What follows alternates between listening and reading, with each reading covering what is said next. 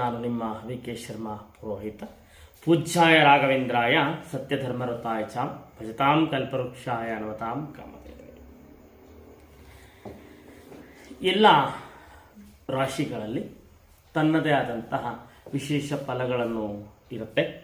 ಅದೇ ರೀತಿಯಾಗಿ 2024 ಜನವರಿ ತಿಂಗಳಲ್ಲಿ ಮೇಷರಾಶಿಯ ಫಲಗಳು ಹೇಗಿದೆ ನೋಡೋಣ ವೀಕ್ಷಕರೇ.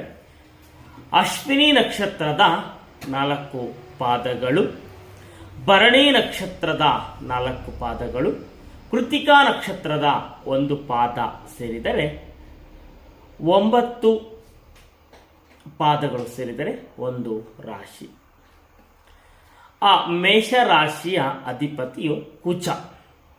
ಈ ಮೇಷರಾಶಿಯವರಿಗೆ ಜನವರಿ ತಿಂಗಳಲ್ಲಿ ಯಾವ ರೀತಿಯಾಗಿ ಇರಲಿದೆ ಎಂದರೆ, ಮೇಷರಾಶಿಗೆ ಸಂಬಂಧಪಟ್ಟವರು ಸ್ವಲ್ಪ ಸೋಂಬೇರಿತನವನ್ನು ಬಿಡಬೇಕಾಗತ್ತೆ. ಅದೇ ರೀತಿಯಾಗಿ ಪ್ರಮುಖವಾಗಿ ಅವರಿಗೆ ಮನೆ ಅಥವಾ ಭೂಲಾಭಗಳು ಅನುಕೂಲಿಸಲಿದೆ. ಮತ್ತು ಈ ಸಣ್ಣ ಪುಟ್ಟ ವ್ಯಾಪಾರಸ್ಥರೇ ಆಗಿರ್ತಾರೆ, ಬೇಕರಿ ಆಗಿರ್ಬೋದು, ಸಣ್ಣ ಪುಟ್ಟ ವ್ಯಾಪಾರಿಗಳಿಗೆ ಹಣಕಾಸಿನ ಲಾಭ ಇದೆ. ಆದ್ದರಿಂದ ಈ ಯಾವುದಾದ್ರೂ ತೊಂದರೆಗಳಿರುವಂತಹ ಅವರಿಗೆ ಏನು ಪರಿಹಾರ ಮಾಡಿಕೊಂಡರೆ ಉತ್ತಮ ಅಂದರೆ, ಈ 15 ದಿನಗಳು ಅಂದರೆ ಶುಕ್ಲ ಪಕ್ಷ ಮತ್ತು ಕೃಷ್ಣ ಪಕ್ಷದಲ್ಲಿ ಅವರು ಶಿವ ದೇವಾಲಯವಾಗಲಿ ಗಣಪತಿ ದೇವಾಲಯಗಳಿಗೆ ಭೇಟಿ ಕೊಟ್ಟು ಅಭಿಷೇಕಗಳನ್ನು ಮಾಡಿಸಿದರೆ ಅವರಿಗೆ ಇಷ್ಟಾರ್ಥ ನೆರವೇರಲಿದೆ ವೀಕ್ಷಕರೇ. ರಾಶಿಯು ವೃಷಭ ರಾಶಿ.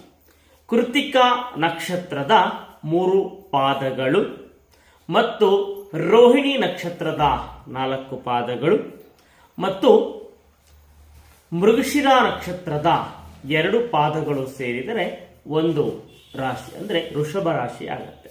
ವೃಷಭ ರಾಶಿಯ ಅಧಿಪತಿ ಶುಕ್ರ. ಈ ಜನವರಿ ತಿಂಗಳಲ್ಲಿ ವೃಷಭ ರಾಶಿಯವರಿಗೆ ಯಾವ ರೀತಿಯಾಗಿ ಇರಲಿದೆ ಅಂದರೆ, ಮನಸ್ಸಿನಲ್ಲಿ ಅಂತಕ ಇರುತ್ತೆ ಮತ್ತು ಯಾವುದೇ ರೀತಿಯಾದಂತಹ ಭೂಲಾಭಗಳಾಗಲಿ ಅವರಿಗೆ ಅನುಕೂಲವಾಗಲಿದೆ. ಸಂಬಂಧಿಕರ ವಿರೋಧ ಇರಲಿದೆ. ಈ ವೃಷಭ ರಾಶಿಯವರು ಸೂರ್ಯ ದೇವರಿಗಾಗಲಿ ಲಕ್ಷ್ಮೀ ದೇವಿಗಾಗಲಿ ಪೂಜೆ ಮತ್ತು ಪ್ರಾರ್ಥನೆ ಮಾಡಿದರೆ ಅವರ ಇಷ್ಟಾರ್ಥಗಳು ನೆರವೇರಲಿದೆ. 3ನೇ ರಾಶಿಯು ಮಿಥುನ ರಾಶಿ. ಮಿಥುನ ರಾಶಿ ಅಂದರೆ ಮೃಗಶಿರ ನಕ್ಷತ್ರದ 2 ಪಾದಗಳು ಮತ್ತು ಆರಿದ್ರ ನಕ್ಷತ್ರದ 4 ಪಾದಗಳು, ಪುನರ್ವಸು ನಕ್ಷತ್ರದ 3 ಪಾದಗಳು ಸೇರಿದರೆ ಮಿಥುನ ರಾಶಿ ಆಗಲಿದೆ. ಮಿಥುನ ರಾಶಿಯ ಅಧಿಪತಿ ಬುಧ. ಈ ಮಿಥುನ ರಾಶಿಯವರಿಗೆ ಜನವರಿ ತಿಂಗಳಲ್ಲಿ ಯಾವ ರೀತಿಯಾಗಿ ಇರಲಿದೆ ಅಂದರೆ, ಯಾವುದೇ ರೀತಿಯಾದಂತಹ ಅಂತಕಗಳು ಬೇಡ ಮತ್ತು ಯಾವುದಾದರೂ ಇದ್ದರೆ ದೃಢ ನಿರ್ಧಾರವನ್ನು ತೆಗೆದುಕೊಳ್ಳಿ ಮತ್ತು ನಿಮಗೆ ಈ ಸಲ ಹೆಚ್ಚು ಲಾಭವನ್ನ ಧನಲಾಭ ಮತ್ತು ಭೂಲಾಭಗಳು ಆಗಲಿದೆ. ಆದ್ದರಿಂದ ನೀವು ಗುರು ರಾಘವೇಂದ್ರರನ್ನ ಪ್ರಾರ್ಥನೆ ಮಾಡಿದರೆ ಹೆಚ್ಚಿನ ಫಲಗಳು ಲಭಿಸಲಿದೆ ವೀಕ್ಷಕರೇ. 4ನೇ ರಾಶಿಯು ಕರ್ಕಾಟಕ ಅಥವಾ ಕಟಕ ರಾಶಿ ಅಂತ ಕರೀತೀವಿ. ಪುನರ್ವಸು ನಕ್ಷತ್ರದ 1 ಪಾದ, ಪುಷ್ಯ ನಕ್ಷತ್ರದ 4 ಪಾದಗಳು, ಆಶ್ಲೇಷ ನಕ್ಷತ್ರದ 4 ಪಾದಗಳು ಸೇರಿದರೆ ಕರ್ಕಾಟಕ ಅಥವಾ ಕಟಕ ರಾಶಿ ಅಂತ ಕರೀತಾರೆ. ಇದಕ್ಕೆ ಚಂದ್ರ ಅಧಿಪತಿ, ರಾಶಾಧಿಪತಿ ಚಂದ್ರ. ಈ ಜನವರಿ ತಿಂಗಳಲ್ಲಿ ಕಟಕ ರಾಶಿಯವರಿಗೆ ಯಾವ ರೀತಿಯಲ್ಲಿ ಇರಲಿದೆ ಅಂದರೆ, ಅಂತಕ ಪಡುವಂತಹದ್ದು ಬೇಡ ಮತ್ತು ದುಡುಕಿ ನಿರ್ಧಾರಗಳನ್ನು ತೆಗೆದುಕೊಳ್ಳಬೇಡಿ. ಭೂಮಿ ಅಥವಾ ಬೇಕರಿ ಇತ್ಯಾದಿ ಸಣ್ಣ ಪುಟ್ಟ ವ್ಯಾಪಾರಿಗಳಿಗೆ ಈ ತಿಂಗಳು ತುಂಬಾ ಚೆನ್ನಾಗಿರಲಿದೆ. ಹಾಗೂ ಇತರೆ ವಿದ್ಯಾರ್ಥಿಗಳಿಗೆ ಕೂಡ ತುಂಬಾ ಭವಿಷ್ಯ ಚೆನ್ನಾಗಿರಲಿದೆ.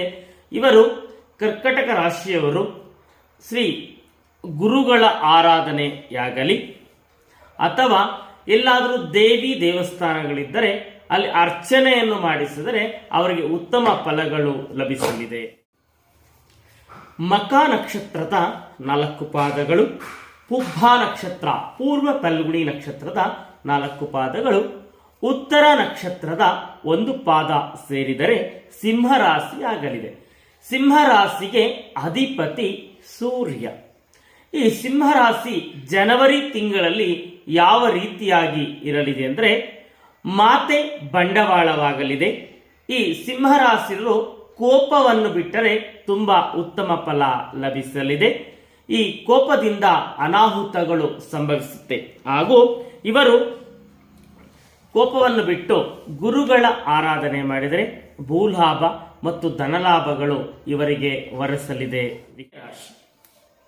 ಉತ್ತರ ನಕ್ಷತ್ರದ 3 ಪಾದಗಳು, ಹಸ್ತ ನಕ್ಷತ್ರದ 4 ಪಾದ ಮತ್ತು ಚಿತ್ತಾ ನಕ್ಷತ್ರದ 2 ಪಾದಗಳು ಸೇರಿದರೆ ಕನ್ಯಾ ರಾಶಿ ಆಗಲಿದೆ. ಕನ್ಯಾ ರಾಶಿಯ ಅಧಿಪತಿ ಬುಧ. ಈ ಜನವರಿ ತಿಂಗಳಲ್ಲಿ ಕನ್ಯಾ ರಾಶಿಯವರಿಗೆ ಯಾವ ರೀತಿಯಾಗಿ ಇರಲಿದೆ ಎಂದರೆ ಕುಟುಂಬದಲ್ಲಿ ಅಶಾಂತಿಯಾಗಲಿದೆ. ಹಣಕಾಸು ವಿಚಾರವಾಗಿ ಇವರು ಭಿನ್ನಾಭಿಪ್ರಾಯ ಉಂಟಾಗುತ್ತೆ. ಆದ್ದರಿಂದ ಸೂಕ್ತವಾದ ನಿರ್ಧಾರಗಳನ್ನು ತೆಗೆದುಕೊಂಡರೆ ಉತ್ತಮ ಮತ್ತು ಲೇವಾದೇವಿ ಮಾಡುವಂಥವರು ಸೂಕ್ತ ಕ್ರಮಗಳನ್ನು ತೆಗೆದುಕೊಂಡರೆ ಉತ್ತಮವಾಗಿರುತ್ತೆ. ಇವರು ಲಕ್ಷ್ಮೀ ದೇವಿಯನ್ನ ಪೂಜೆ ಮಾಡಿದರೆ ಉತ್ತಮವಾದಂತಹ ಫಲ ಲಭಿಸಲಿದೆ. ಚಿತ್ತಾ ನಕ್ಷತ್ರದ 2 ಪಾದಗಳು, ಅದೇ ರೀತಿಯಾಗಿ ಸ್ವಾತಿ ನಕ್ಷತ್ರದ 4 ಪಾದಗಳು ಮತ್ತು ವಿಶಾಖ ನಕ್ಷತ್ರದ 3 ಪಾದಗಳು ಸೇರಿದರೆ ತುಲಾ ರಾಶಿಯಾಗಲಿದೆ. ತುಲಾ ರಾಶಿಗೆ ಅಧಿಪತಿ ಶುಕ್ರ. ಈ ಜನವರಿ ತಿಂಗಳಲ್ಲಿ ತುಲಾ ರಾಶಿಯವರು ಚುರುಕಿನಿಂದ ಮುಂದುವರೆದರೆ ಪರಸ್ಪರ ಅನುಕೂಲಗಳಾಗಲಿದೆ, ಧನಲಾಭವಿದೆ ಮತ್ತು ವಿದ್ಯಾರ್ಥಿಗಳಿಗೆ ಮತ್ತು ಪ್ರೇಮಿಗಳಿಗೆ ಯಶಸ್ಸು ಲಭಿಸಲಿದೆ. ವೀಕ್ಷಕರೇ, ಇವರು ನಾಗಕ್ಷೇತ್ರ ಸುಬ್ರಹ್ಮಣ್ಯ ಕ್ಷೇತ್ರಕ್ಕೆ ಭೇಟಿ ಕೊಟ್ಟರೆ ಉತ್ತಮ ಅನುಕೂಲಗಳು ಲಭಿಸಲಿದೆ. ವೀಕ್ಷಕರೇ, ವೃಶ್ಚಿಕ ರಾಶಿ